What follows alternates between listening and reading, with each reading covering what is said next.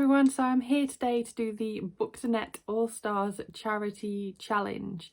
This was created by Rachael and I'll leave all the information and her channel and everything else linked down below because this is a community effort to help raise money for COVID-19, and yeah, it's not about necessarily giving if you can't give, but obviously if you can then that's great. So the information that you need is all down below, and for every person that does this challenge and submits, she'll donate €1, pound, dollar, I can't remember which currency she said, for every single person that does this challenge.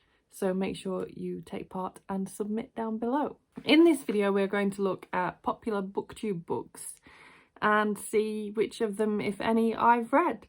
And when I got tagged in this by Aoife, I was like, oh no, I'm not going to have read any at all. I'm really surprised. I've read more than you'd expect. So the first one is Angie Thomas. This is the author of The Hate You Give and On the Come Up. I own The Hate You Give. I'm not sure if I own On the Come Up as well. I might do, but I've not got round to reading either of them yet. But, you know, I'll get there. There's no particular reason why I haven't picked them up. It's just the never-ending TBR. So the next one was Shatter Me by Tahira Mafi, and this is a series that everyone was obsessed with back when I first started Booktube. I eventually got round to reading the first book, Shatter Me, a couple of years back now, I think, and I gave it 4 stars. I quite liked it. I had every intention of continuing on with the series, yet I haven't. It doesn't mean I won't one day, but it's definitely not a high priority for me currently. So then the next one was Leigh Bardugo. This is the author of the Grisha kind of series and also Ninth House. I have read Shadow and Bone, which is the first book in the Grisha series, and I wasn't blown away, to be honest. I gave it 3 stars. I did listen to it via audiobook, and I did say at the time that perhaps it just didn't lend itself well to audiobooks, so I was planning on restarting this at some point and reading that with my eyes instead of listening to it and giving it a go that way, but I haven't yet got to that. So I mean, it's not a high priority for me, but I probably will at some point. Meanwhile, Ninth House is something that is more up my street, and I am quite interested in that. Next we have The Cruel Prince by Holly Black. I own this. I keep putting it on TBRs, I just haven't got around to reading it yet.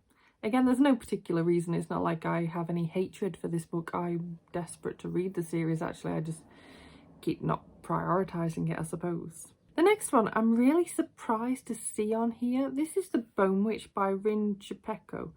And I've seen a few people mention this book over the years, don't get me wrong, but I haven't seen any sort of like obsessed levels as with most of the other books on or authors on this list, so I'm quite confused as to how this made it on. That said, I did receive a review copy of this book from NetGalley years ago and I've still not read it. No particular reason why, it's just never-ending TBR. Okay, so next we have V. Schwab, aka Victoria Schwab, and I am pretty desperate to check out her work. I've been buying a few here and there. I've owned The Darkest Shade of Magic, or The Shades of Magic, I can't remember what it's called, series for years at this point, it feels like, and it's definitely the series I'm most interested to check out. I've just not got around to doing so. I'm also really interested in some of her other books, City of Ghosts, and I'm just really desperate to try her work out. There's no particular reason why I haven't, again, it's just I acquire too many books. I'm interested in too many books. I can't work through my TBR quick enough. Okay, so next we have Cinder by Marissa Meyer. This is indeed just the Lunar Chronicles in general, actually. I own some of them, not all of them. I haven't yet got around to reading them, and again, it's for no particular reason. I just haven't got round to them yet, and I'm actually quite desperate to, because this was like the series back in the day, and I feel like the ship's gone and I'm trying to run and jump on it, but I just can't quite catch up. Okay, so next we have Adam Silvera, and I've actually read some of his books. So I read They Both Die at the End. I gave it 4 stars. I feel like I liked the idea of the book more than what I ended up liking the book. I mean, I did enjoy the book, but I thought it'd be like a 5-star read for me, and it wasn't, and I thought it was executed a bit poorly, and I think that's down to his writing. I enjoy the ideas behind his stories, but I don't always like the way he executes them. So for example, I also read More Happy Than Not. I gave that 4 stars.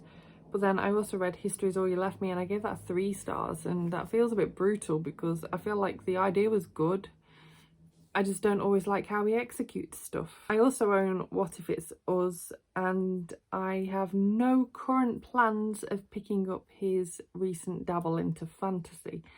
I'm not the biggest fantasy reader anyway, and when I'm trying to get into fantasy, I don't want it to be with an author whose writing I find a bit hit and miss in a genre that I am more comfortable with, aka contemporary. So yeah, that's not going to be happening anytime soon. I wouldn't say never, but definitely not anytime soon. So next we have Cassandra Clare. I have obsessively read most of her work. I worked through most of the Shadowhunter books. The only one I've not currently read is the most recent one, and that is Chains of Gold? The Chain of Gold? Chain of Gold? I'm not even 100% on the title. I just haven't read that yet because I actually want to buy a physical copy from a bookstore rather than ordering on Amazon, so I'm just waiting and biding my time, basically. The only other book that I've not read by hers is the final book in the Magisterium series that she co-writes with Holly Black. I have every intention of reading it, I've just not got round to it. It just keeps kind of slipping away from me, basically, but I'll get to it someday. And I've read literally everything else I can think of by her. All the Shadowhunter novels, all the novellas, everything. I really want to reread them, but it just feels like such a massive undertaking right now. Next we have one of my favourite books of all time, and that is The 7 Husbands of Evelyn Hugo by Taylor Jenkins Reid. I adored this book, and I put off reading it for quite a while because of the hype, and when I read it I just absolutely loved it, and then tried to push it onto everyone. I bought Aoife a copy, I bought my mum a copy, I bought one of my close friends a copy. I was like, you all need to read this book, and they all loved it too. It just seems to be one of those books that everyone can love, and there's something in there for everyone. Meanwhile, Taylor Jenkins Reid is just generally one of my favourite authors anyway. So I gave The 7 Husbands of Evelyn Hugo 5 stars. I gave Daisy Jones and the Six 5 stars, I think. If I didn't, it would have been like a good strong 4.5. I really enjoyed it. I've also read Forever Interrupted, which made me cry my absolute eyes out. I think I gave that 4 or 5 stars. And then I also read a novella, Evidence of the Affair, which I think I gave 4 stars. So yeah, I just adore her work. I've bought every single one of her books. I just need to get around to reading the rest of them. Next we have Laini Taylor. This is the author of Daughter of Smoke and Bone, which I do own, I just haven't got round to yet. The same for her other series, which starts with Strange as a Dreamer. I do own it. I think I own the second book as well. I just haven't got round to actually reading them. No particular reason why. Quite desperate to, actually. Next we have another one that I have read. This is Illuminae, and I gave that 5 stars back in the day when I read it. I then promptly ordered Gemina, and I own Gemina, and I haven't yet read it. There's no particular reason why. It just sort of ended up on the back burner, and now it's in the massive never-ending TBR queue. I'll probably need to reread Illuminae at this point. I can remember it quite a bit, but not 100%. And it'd just be nice to reread it because I enjoyed it so much, and then jump straight into Gemina, and then I should probably get Obsidio after that so that I can then just be done rather than end up in this situation with Obsidio further down the line. Next, another one I've actually read, and this is Scythe by Neil Shusterman. I adored this book so much. I'd put off reading it for ages. I'd bought a copy while I was in London at one point, and I actually managed to purchase a signed copy, and I was like going, I hope I end up liking this book because I've bought a signed copy, oh no. And then I didn't read it for ages, partly through fear of not liking it, I think, and partly through just my never-ending TBR, as I keep saying.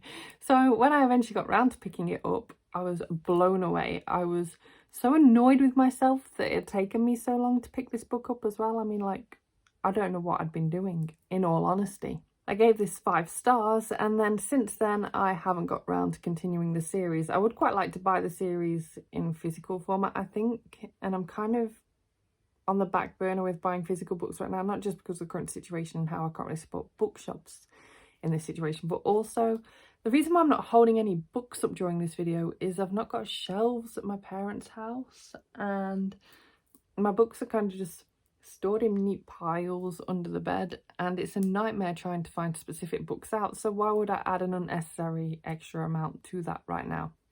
So I need to sort of think through, maybe I'll pick them up on audiobook or something and check them out that way and then buy physical copies further down the line. I don't know. Next we have Sarah J. Maas. So this is an author whose books I own quite a lot of.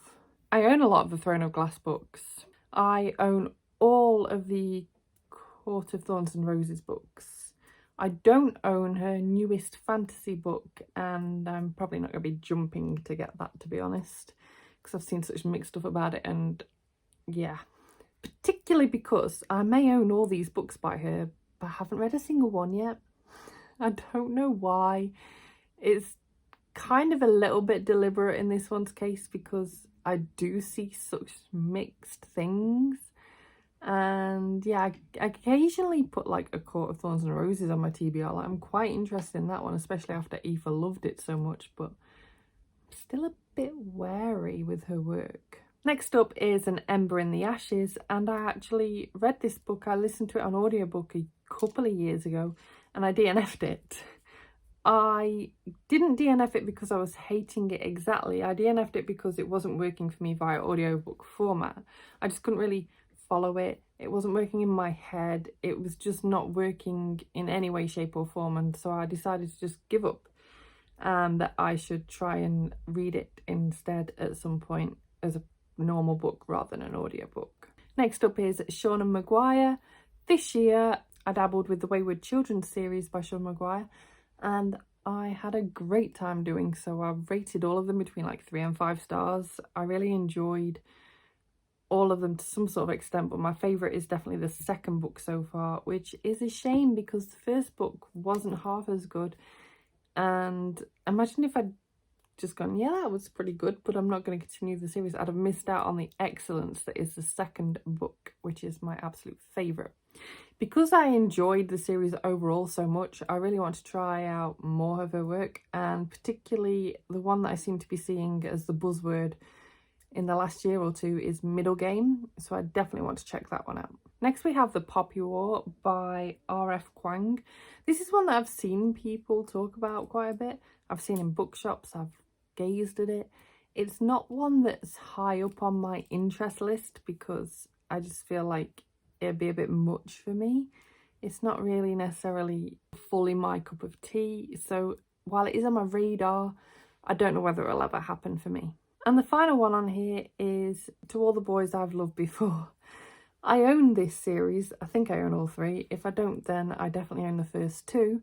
And I've been planning on watching the films on Netflix for ages too, and haven't got round to doing that either. So these just seem to keep eluding me, and I really need to just stop with whatever it is that keeps stopping me from picking these up and just get on with it. I'm sure they'd be a great read for me right now, and I don't know why I keep trying to pick up dense stuff right now when I could be reading light, easy, fun things that would help me feel accomplished. But there we go.